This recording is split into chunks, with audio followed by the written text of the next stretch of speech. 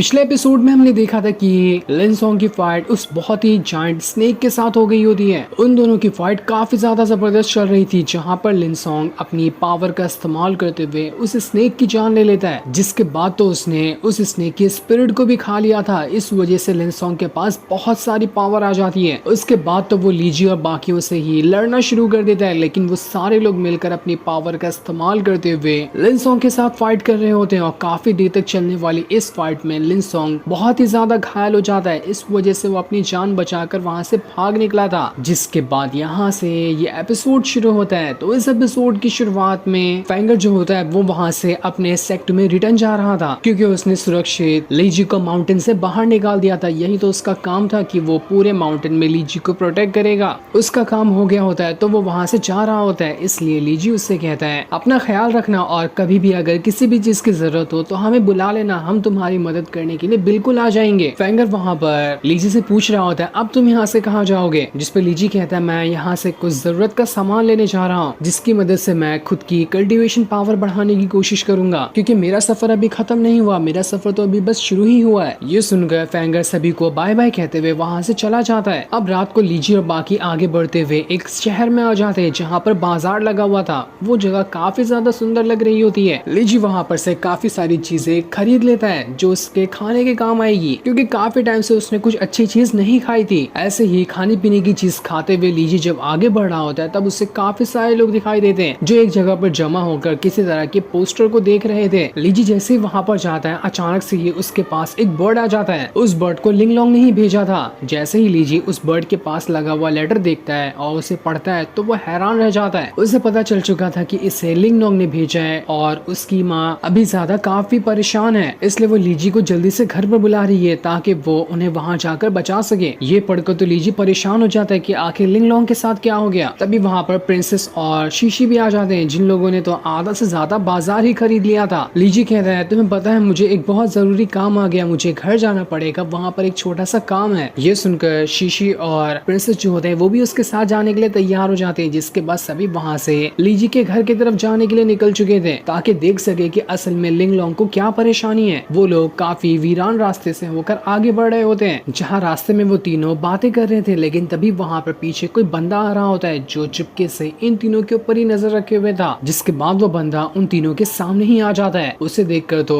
लीजी भी हैरान रह चुका था कि अजीब सा बंदा जिसने मास्क लगाया ये यहाँ पर कैसे आ गया। वो अपना रास्ता बदलने की कोशिश करता है, लेकिन जैसे वो दूसरे रास्ते से आता है वहाँ पर लाओसन आ चुका था, जो यहाँ पर आकर लीजी को घेर लेता है। और अब देखते ही देखते चारों तरफ से कई सारे लोग आ चुके थे, जो सभी यहाँ पर लाओसन के ही साथी होते हैं, और वो लोग यहाँ पर लीजी की जान लेने के लिए आए थे। लाओसन कह रहा होता है पिछली बार मैं बड़ी मुश्किल से तेरे हमले से बच गया था, लेकिन इस बार मैं तुझे नहीं छोड़ूंगा, इस बार तो मैं तेरी यहाँ पर जान लेकर ही रहूंगा। जिसके बाद अब सारे के सारे लोगों ने लीजी की तरफ बढ़कर उसके ऊपर हमला करना शुरू कर दिया था, लेकिन लीजी अपने वेपन का इस्तेमाल करते हुए सभी के ऊपर अटैक कर रहा होता है। इसके बाद तो अब देखते ही देखते शीशी और प्रिंसेस भी वहाँ पर आ चुके थे, जो सभी पे हमला करने के बाद वहाँ से भागना शुरू कर देते हैं। ये देखकर लाओसन कहता है सारे लोग उनके पीछे जाओ। जिसके बाद तो लाओसन ने अपनी मॉन्स्टर स्पिरिट को बाहर निकाल लिया था, जो स्पिरिट काफी ज्यादा डेंजरस और भयानक दिखाई दे रही होती है। वो मॉन्स्टर स्पिरिट अपनी पावर का इस्तेमाल करते हुए लीजी और बाकियों के ऊपर अटैक कर रही थी। जैसे ही उसका अटैक जहाँ पर भी लगता वो जगह पूरी बर्बाद हो जा रही हो। जिस जानवर के ऊपर बैठकर ये लीजी और बाकी आगे बढ़ रहे थे, उस मॉन्स्टर के हमले से वो जानवर भी वहीं पे मारा जाता है। ये देखकर तो अब शीशी और बाकियों ने सीधा लाओसन के ऊपर ही अटैक करना शुरू कर दिया था। वो लोग वहाँ पर अपनी पावर का इस्तेमाल करते हुए लाओसन और उसके मॉन्स्टर के ऊपर अटैक कर रहे होते हैं, और जैसे उन्हें मौका मिलता वो लोग वहाँ से भागने की भी कोशिश करते, लेकिन लाओसन इतनी जल्दी उनका पीछा नहीं छोड़ने वाला था। प्रिंसेस कहती है तुम लोग यहीं पे रुको, मैं किसी को मदद के लिए लेकर आती हूँ। और इतना कहने के बाद प्रिंसेस वहाँ से चली गई थी। जिसके बाद शीशी और लीजी वहाँ से भाग रहे होते हैं, जिनके पीछे लाओसन पड़ा हुआ था। तब वहाँ पर लीजी ने उसी धुएं को फैला दिया था, जिस धुएं से कोई किसी को नहीं देख सकता, और उसी धुएं का फायदा उठाते हुए शीशी ने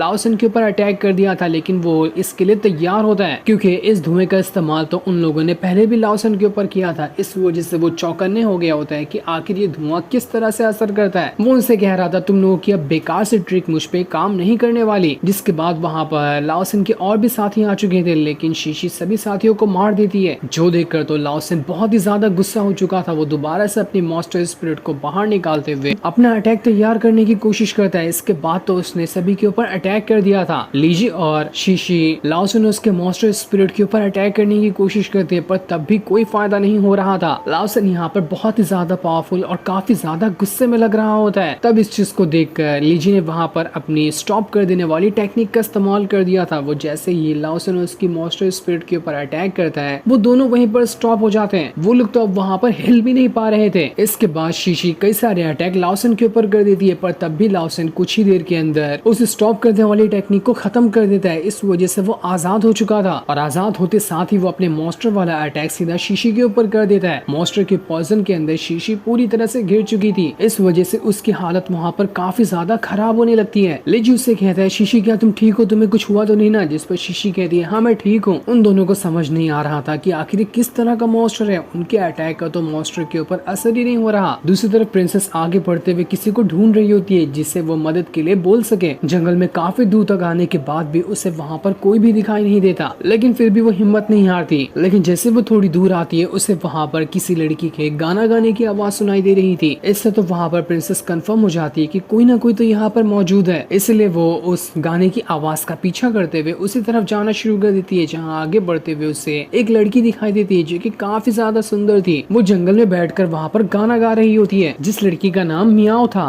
प्रिंसेस उससे कहती है, क्या तुम यहाँ पर अकेली हो या फिर तुम्हारे साथ कोई और भी है? जिस पर मियाओ कहती है, नहीं नहीं मैं अकेली नहीं हूँ, यहाँ पर मेरे फादर भी हैं, वो कुछ सामान लाने गए हैं, मैं उन्हीं के आने का इंतजार कर रही थी। प्रिंसेस कहती है, मैं तो काफी दूर से आ रही हूँ, मुझे वहाँ पर कोई भी दिखाई नहीं दिया, सिर्फ तुम मुझे अकेली यहाँ पर दिखाई दी हो। शायद मुझे लगता है कि तुम भी खो चुकी हो। तभी वहाँ की जमीन काफी ज्यादा हिलने लगती है, ऐसा लग रहा था कि यहाँ पर तूफान आ रहा है। प्रिंसेस मियाओ से कह रही होती है, मियाओ तुम्हें घबराने की जरूरत नहीं है, अगर यहाँ पे कोई मुसीबत आएगी तो मैं तुम्हें बचा लूंगी। तभी वहाँ पर मियाओ के फादर आने लगते हैं। उनके ही चलने की वजह से यहाँ पर तूफान आ रहा था, पर अभी हमें मियाओ के फादर की शक्ल नहीं दिखाई जाती। दूसरी तरफ जैसे ही पॉइजन का असर शीशी पे हुआ था, धीरे धीरे करते हुए उसकी हालत खराब होने लगती है। वो ठीक से अभी खड़ी भी नहीं हो पा रही थी। लाओसन वहाँ पर कह रहा होता, देखा मेरे मॉन्स्टर स्पिरिट का कमाल, एक बार अटैक से ही तुम लोगों की हालत खराब हो गई, तुम लोग आज बचकर कहीं नहीं जाने वाले, मैं तुम सबको मार डालूंगा। लीजी वहाँ पर अपने वेपन का इस्तेमाल कर रहा होता है, फिर भी कोई फायदा नहीं होता। लाओसन ने उसके ऊपर भी अटैक करते हुए उसे दूर फेंक दिया था, जिसके बाद वो शीशी का गला दबाते हुए उसे वहाँ से ले जाने लगता है। वो उससे पूछता है, बता कि आखिर फेंगर कहाँ है, मुझे उससे भी बदला लेना है। लीजी कहता है, वो चला गया, हमने उसे भेज दिया, वो अपने घर पर जा चुका है। जो सुनकर तो लाओसन काफी ज्यादा गुस्सा हो चुका था। वो कहता है, आखिर ऐसे वो कैसे चला गया? लेकिन भाड़ में जाए, मैं पहले तुम लोगों से अपना